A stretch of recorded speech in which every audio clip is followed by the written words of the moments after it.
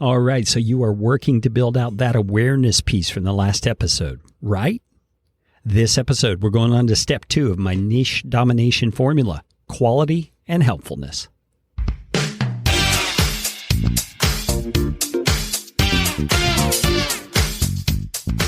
My name is Kerry Green, and I am the client happiness guy at podcastfasttrack.com, and this is Podcastification. Podcastification is all about you, teaching you how to podcast, how to put into practice the best practices that I and my team have learned in working with hundreds of clients. You are going to podcast better from listening to this show. If you like what you hear on Podcastification, please just hit the pause button, swipe to the sharing function on your app, and share this episode with somebody you know will benefit. And if you'd like to get in on more Podcastification goodness, you can do it by subscribing to our Podcast Optimizer email series, and I promise you, you won't get lots of junk. You'll just get one actionable email a week. Go to podcastfasttrack.com/optimizer. That is enough of that kind of stuff. Let's get you podcastificated right away.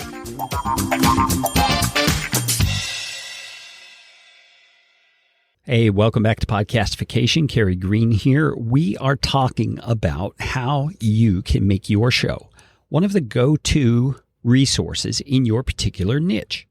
And it's really important that you do that because there's so much opportunity to listen to podcasts about any topic under the sun. And so the topics that you speak about, you need to rise to the top. You need to be one of those that the people in your area of interest are able to find and receive value from on a regular basis. So this issue that we're going to talk about today is the issue of quality and helpfulness. And I think this one is best illustrated by talking about movies because it's something that we all can relate to. There are only 2 reasons I can think of that people talk about a particular movie. Either it was really good or it was really bad. And then in the middle are the millions of movies that nobody is really talking about because they're just so-so, right? Well, the same is true of podcasts. You want people to be talking about your podcast, but for the right reason, because it's truly great content. Now, that greatness exists in either quality or helpfulness, and preferably in both of those. So let's talk about each one of them. Quality. Quality has to do with the experience that your listeners have as an episode of your podcast comes through their earbuds. There are a handful of words and opposing words that I believe help us dial this one in. Your show may not be all of these, but it should be some of these.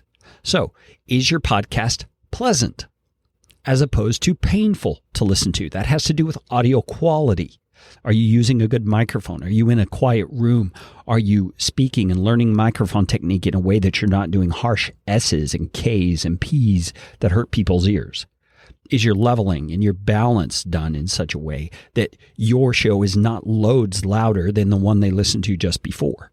You see, you want it to be pleasant for your listeners. The second word that helps me here is creative, as opposed to more of the same old, same old. You get what I'm saying? Your show needs to be original. You need to come up with new perspectives, new ways of addressing the topic. And some of that is going to flow out of the fact that you're just a different person from everyone else who's in your industry. You're going to have your own unique perspective. You're going to have your own way of doing things, looking things. You're going to have your own experiences that you've learned from that are different from the other people in your industry. So don't listen to that voice that says, man, there are so many podcasts in my industry. What do I have to offer? Well, you just answered your own question. You have you to offer, your unique perspective. So get creative with that. And don't be afraid to look through your own lens to find a way to present the content in a way that will resonate with people who think like you. Okay, the next word that I think of here is deep, as opposed to skimming the surface of your topics. You see, when you go deep on your subjects, and I'm not saying deep in the sense of a chemistry class where you're getting into all the weeds and only the people who are the science geeks really get it. Sorry, science geeks. I know, we love you. But you know what I'm saying. I'm saying deep in the sense of in a way that matters. You want your subject matter to be dealt with in a way that matters for your audience and in a way that's obviously matters to you. So you need to have enthusiasm. You need to be in it. You need to be providing real value. If that requires research, you've done your homework and you know what you're talking about. You don't want to come across as just another one of those people who calls themselves an expert, but is really only regurgitating what they read on someone else's blog post. You want to be the source material. You want to be the one who's done your homework and knows what you're talking about. So, another word that comes to mind when I think of how to set your podcast apart in terms of quality is your podcast moving as opposed to emotionally uninspiring? There needs to be something in your podcast that's motivating, that gets people moving, that gets their juices flowing. You see, you want to address your subject with enthusiasm and passion so that others catch that. It is contagious, believe it or not. I mean, when you speak into the microphone about your subject matter, when you engage with your guests, smile. I mean, visibly smile while you're talking because it comes across in your voice. If you're a person who typically uses hand gestures when you talk, use those hand gestures. In fact, I'm doing that right now. You've got to get yourself into your subject matter because that energy comes through the microphone into the earbuds of your listeners. And that is part of what helps you to give a moving presentation that motivates people to take action on the things you're talking about. Another example or word that was helpful in this quality issue is your podcast revealing as opposed to guarded or inhibited? Some people feel like they should hold back most of the good stuff that they know so that people can actually buy that from them.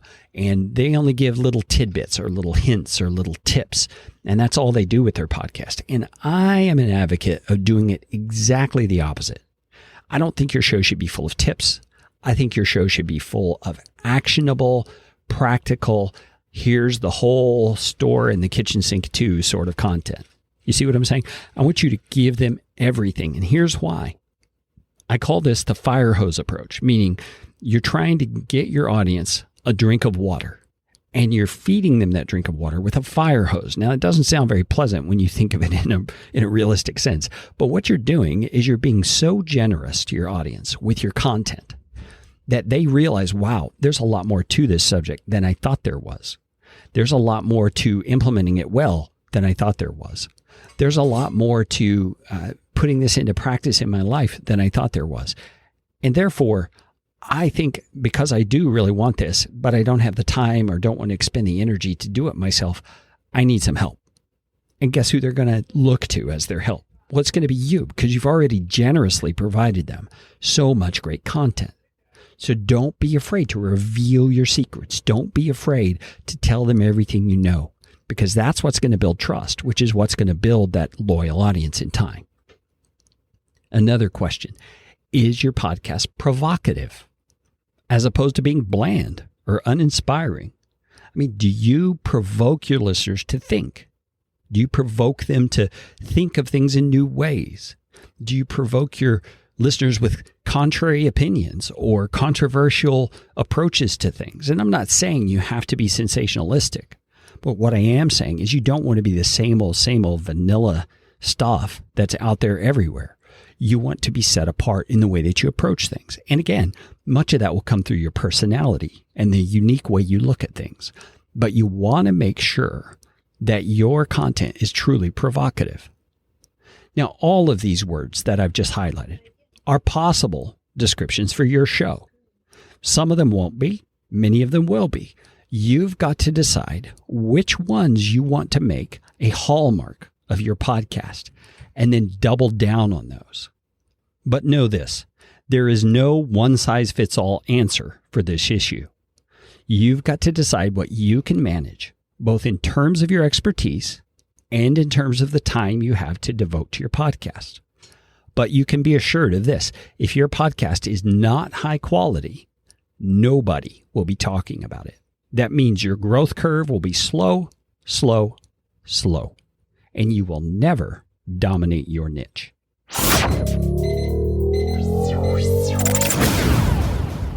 Unless you are listening to this podcast on my podcast website at podcastfasttrack.com, you probably haven't noticed, but I have moved my podcast feed from my previous media host to Captivate.fm. Now, why did I do that? Well, it wasn't because I was dissatisfied with the other media host. In fact, the media host I was with has served me very well for a long time, and I still have 3 or 4 different podcasts over there. Some of them are like legacy podcasts that are still just publishing no new episodes, but the old episodes are still there. But another one is a daily podcast that I publish every single day. It's still at the old media host. But I moved this show for a couple of reasons. Number one, I wanted to take a deeper dive into Captivate, because I'm very impressed with what the guys at Captivate are doing. Mark Asquith and his team are doing some great things over there. They are incredible web designers, but they're also very much podcasters. They get what it takes to be successful at podcasting, and they're coming up with new little toys and tricks and marketing deployments all the time. Captivate is really a cool service, and I'm getting a lot out of it just by learning all the bells and whistles myself.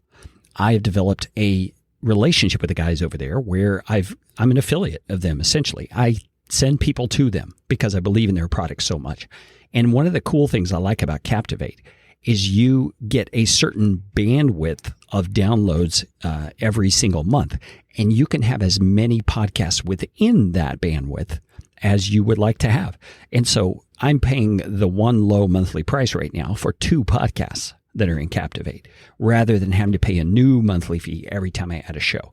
Now, if any of my shows explode, then yes, the cost is going to go up as my download numbers go up. But hey, that's the price of success, isn't it? And it's not an exorbitant cost, so it's not a big deal.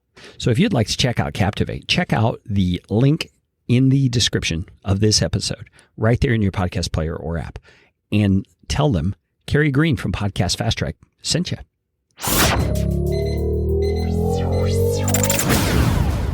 All right, it's time for us to talk about this issue of helpfulness.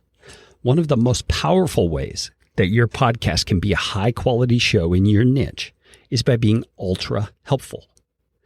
I think that's one of the reasons that Pat Flynn's podcast, the Smart Passive Income Podcast, appeals to so many people. Pat works really hard to make it super practical and super helpful. You can tell by the research he does, by the expertise he demonstrates, that he is not taking it lightly. So you have to ask yourself, what does my particular audience need? Now, your answer could come in the form of the pains that you know they experience, the struggles that they have, or the desires they have that are not fulfilled. And you can find out the real answer from the real people you're trying to reach in those social media groups or community groups that I mentioned in the last episode. By the way, if you haven't listened to that episode, you should go back and listen to that. But the point is this: once you know the answer of what it is that your audience needs, you have the opportunity to fill the void. You can be the one who provides the helpful content that perfectly fits what they're looking for. You know, amazing things happen when you meet somebody's need. One of those things is that they become tremendously appreciative. They sometimes reach out to tell you so.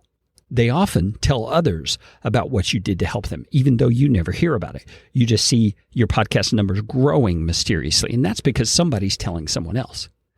And when that's happening, people are talking about your podcast for the right reasons, because it is such high quality and because it is so helpful.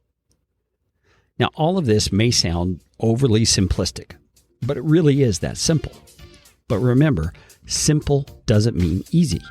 You've got to do the hard work to figure out, number one, who your audience is, number two, what kind of quality they're looking for, and number three, how you can best help them.